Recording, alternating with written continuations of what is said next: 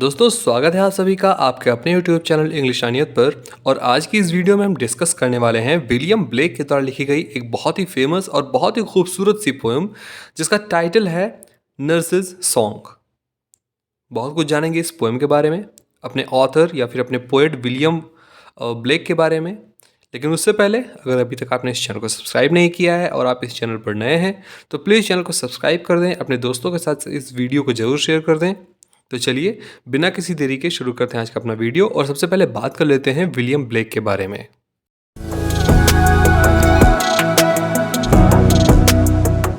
दोस्तों William Blake का जन्म 28 नवंबर 1757 को सोहो लंदन इंग्लैंड में हुआ था।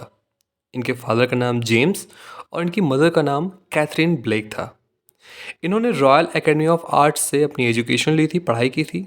और ये जो जॉनरा लिखते थे मेनली ये पोइट्री ही लिखते थे। और ये बाय ऑक्यूपेशन एक पोएट, एक पेंटर और एक प्रिंट मेकर थे। इनके कुछ नोटेबल वर्क्स रहे हैं जैसे कि songs of innocence end of experience, the marriage of heaven and hell, the four jaws, Jerusalem और मिल्टन। इनकी डेथ 12 अगस्त 1827 को, जब ये 69 ईयर्स के थे, तब हुई थी, चेरिंग क्रॉस लंदन इंग्लैंड में। तो ये तो थी कुछ इंपॉर्टेंट चीज़ें अपने पोएट विलियम ब्लेक के बारे में। अब चलिए बात कर लेते हैं, एक शॉर्ट इंट्रो ले लेते हैं अपने इस पोएम का। दोस्तों इस पोएम में कुछ बच्चे पहाड़ियों पर खेल रहे हैं और उनकी जो नर्स है या फिर केयर टेकर हैं वो उनकी बातें सुन रही हैं या रहा है। और जैसे ही शाम ढलने लगती है वो उनसे घर जाने के लिए कहते हैं, लेकिन बच्चे जिद करते हैं कि अभी तो पक्षियाँ उड़ रही हैं, अभी भेड़ चर रहे हैं चरवाहों पर, और जिद करके रुकने को कहते हैं। और इस तरह से नर्स उनकी बातों को मान जाते हैं। तो ऐसे ही करके कुछ ये पूरा पोएम है। अगर पोएम के फॉर्म की बात करें तो ये पूरा पोएम 4 क्वाट्रेंस में लिखा हुआ है, यानी 4 स्टेंजा हैं और चारों स्टेंजा 4-4 लाइन्स की हैं। इनकी राइम स्कीम ABCB है, जिसमें कि जो थर्ड लाइन है, थर्ड लाइन हर स्टेंजा की, उसमें एक इंटरनल राइम है। ये मैं आपको जब पोएम पढ़ाऊंगा तो इंटरनल राइम क्या होता है वो भी मैं समझाऊंगा अभी थोड़ी देर में, ठीक है। ये पोएम ओरिजिनली पब्लिश की गई थी 1789 में एक poetic collection songs of innocence में। और इस पोएम का थीम है children's innocent and simple joy, या a world that cherishes and prioritises the innocence, curiosity and freedom of childhood. तो चलिए बिना किसी देरी के अब एक्सप्लेनेशन अपना शुरू करते हैं। तो दोस्तों पोएम शुरू करते हैं, लेकिन उससे पहले जान लेते हैं कि अभी थोड़ी देर पहले जब हमने अबाउट द पोएम में जो पढ़ा था कि इसमें राइम स्कीम क्या है और इंटरनल राइम क्या होती है, वो अभी हम समझेंगे, ठीक है। तो सबसे पहले तो इस पोएम को पढ़ते हैं एक बार। When the voices of children are heard on the green and laughing is heard on the hill, my heart is at rest within my breast and everything else is still। तो इसमें जब rhyme scheme हम देखते हैं तो green A हो गया, हिल B हो गया, ब्रेस्ट C हो गया, स्टिल फिर से B हो गया। हम राइम स्कीम कैसे पता करते हैं? हम ये देखते हैं कि जब भी हम जिस पर A अगर कह रहे हैं, जैसे हम ग्रीन पर A बोले, अगर कहीं पे बीन होता, सीन होता, तो वो भी हमारा A रहता है क्योंकि वो सेम साउंड कर रहा है ना। हिल मैंने B बोला लेकिन स्टिल भी सेम साउंड कर रहा है इसलिए वो भी B होगा। अब ग्रीन, हिल और ब्रेस्ट ये एकदम डिफरेंट राइम कर रहे हैं, मतलब राइम नहीं कर रहे हैं, डिफरेंट साउंड कर रहे हैं, तो इस तरह से ये डिफरेंट हो जाएंगे, यानी कि ABC हो जाएगा। अब बी पे मेरा हिल था और स्टिल है तो स्टिल भी सेम साउंड कर रहा है बी की तरह, तो ये भी हमारा B हो जाएगा, ठीक है। तो ऐसे हम राइम स्कीम पता करते हैं। तो राइम स्कीम क्या है इसकी? AB और CB। अब हमने बात की थी कि इंटरनल राइम हो रही है एक लाइन में, थर्ड लाइन में, हर एक स्टैंजा के थर्ड लाइन में इंटरनल राइम हो रही है। इंटरनल राइम कैसे होती है?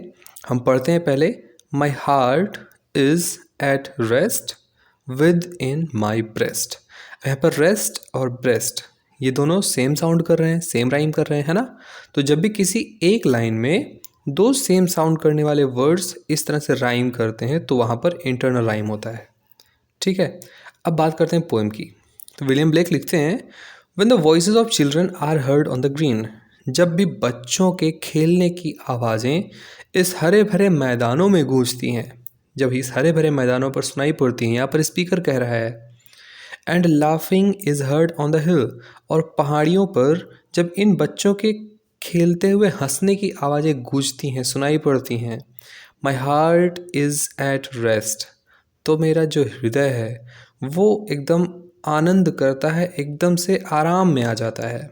विद इन माई ब्रेस्ट, मेरे सीने में, यानी मेरे सीने में धड़कता हुआ जो मेरा दिल है वो बहुत ही आराम उसको मिलता है। And everything else is still, और ऐसा लगता है कि अब सब कुछ एकदम से शांत हो गया है, स्टिल हो गया है। ठीक है, अगला जो हमारा स्टैंजा है उस पर चलते हैं। यहाँ पर विलियम ब्लेक लिखते हैं, then come home my children, the sun is gone down, and the dews of night arise. Come, come, leave off play, and let us away, till the morning appears in the skies. यहाँ पर वही rhyme scheme मैंने जब भी आपको बताई थी, internal rhyme हर एक थर्ड लाइन में पूरे स्टैंजा के। Come come leave off play and let us away, play away, देखिए सेम राइम कर रहा है, इंटरनल राइम हो गया है ना। आई होप कि अब आपको समझ में आ गया होगा। तो सेकंड स्टैंजा में क्या कहते हैं स्पीकर, देन कम होम, अब घर पे आ जाओ, घर पे चलो। माई चिल्ड्रन, मेरे बच्चे। The sun is gone down, अब सूर्य ढल रहा है या फिर ढल चुका है। And the dews of night arise, और अब हल्का हल्का ऐसा लग रहा है कि रात्रि होने के समय की शुरुआत हो चुकी है। यानी कि जो गोधूली समय, गोधूली वेला होती है जिसको हम शाम कहते हैं, यानी कि एकदम रात होने से पहले और दिन ढलने के बाद का जो समय होता है। आगे वो बोलते हैं, जो भी हमारे नर्स हैं, केयर टेकर, वो बोलती हैं, कम कम, चलो चलो, लीव ऑफ प्ले, अब खेलना छोड़ो, and let us away till the morning appears in the skies, अब छोड़ो और चलो, और अब हमको यहाँ से चले जाना चाहिए, अपने घर चले जाना चाहिए। और फिर अब हमको कब खेलना है, कल सुबह मॉर्निंग में, जब भी ये मॉर्निंग अपनी स्काइज़ में, यानी इस आसमान में जब सुबह या दिन खिलेगा, दिन होगा, तब आकर के खेलना। ठीक है, तो इस तरह से नर्स बच्चों को समझाते हुए बोलती हैं। अगले स्टेंजा में बच्चे क्या कहते हैं वो पढ़िए। बच्चे बोलते हैं, no no let us play, कि अरे नहीं नहीं, हमें खेलने दीजिए। For it is yet day, अब तब तक तो मुझे खेलने दीजिए जब तक कि ये दिन है, जब तक कि रोशनी है। And we can not go to sleep, और अभी हमको जाकर के सोना तो है नहीं, तो जब तक दिन है तब तक तो खेलने दीजिए। Besides in the sky the little birds fly, sorry, अब देखो आसमान में कि जो छोटी चिड़िया है वो अभी उड़ रही हैं। And the are all covered with sheep, और यहाँ पर जितने भी आसपास की चीज़ें हैं वो पूरी शीप से कवर्ड हैं, यानी कि अभी भेड़ें चर रही हैं। जो भी ग्राउंड्स हैं, जो भी हरे भरे मैदान हैं, चिड़िया भी अभी आसमान में उड़ रही है, और अभी पूरी तरह रात नहीं हुई है, अभी भी दिन है। तो कम से कम जब तक उजाला है तब तक तो हमें खेलने दीजिए। उसके बाद स्पीकर क्या बोलते हैं, स्पीकर कहते हैं, वेल वेल, अच्छा अच्छा ठीक है, go and play till the light fades away, ठीक है, जाओ जब तक कि ये जो लाइट है, ये जो दिन का उजाला है, ये फेड नहीं हो जाता, ख़त्म नहीं हो जाता। And then go home to bed, और उसके बाद तुम घर चले जाना अपने बेड पर, यानी सोने के लिए।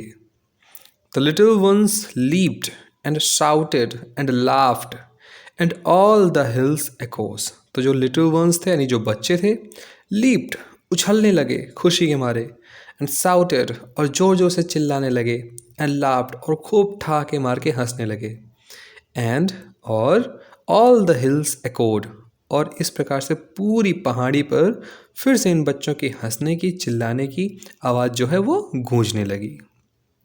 दोस्तों, इस पूरे पोएम से हमको ये पता चलता है कि किस प्रकार से एक मेच्योर पर्सन जो होता है उसकी खुशी किस में होती है, वो शांति से बैठ करके अपने चारों तरफ देखता है, चीज़ों को ऑब्जर्व करता है। और जो इमेच्योर पर्सन्स होते हैं, जो बच्चे होते हैं, उनकी खुशी किस में होती है, वो चिल्लाते हैं, वो पूरी तरह से कॉन्ट्रास्ट होते हैं। एक ग्रोन पर्सन और एक बच्चे, ये दोनों एक दूसरे के पूरी तरह से कॉन्ट्रास्ट होते हैं। ठीक है, तो यहाँ पर ख़त्म होती है हमारी आज की पोएम। मुझे उम्मीद है कि ये पोएम आपको बहुत ही अच्छे से समझ में आई होगी। ऐसे बहुत सारे वीडियोस देखने के लिए प्लीज़ हमारे प्लेलिस्ट को चेक करें, हमारे चैनल को सब्सक्राइब करें। मिलते हैं अगले वीडियो में एक नए से टॉपिक के साथ। तब तक के लिए अपना ख्याल रखिए। धन्यवाद।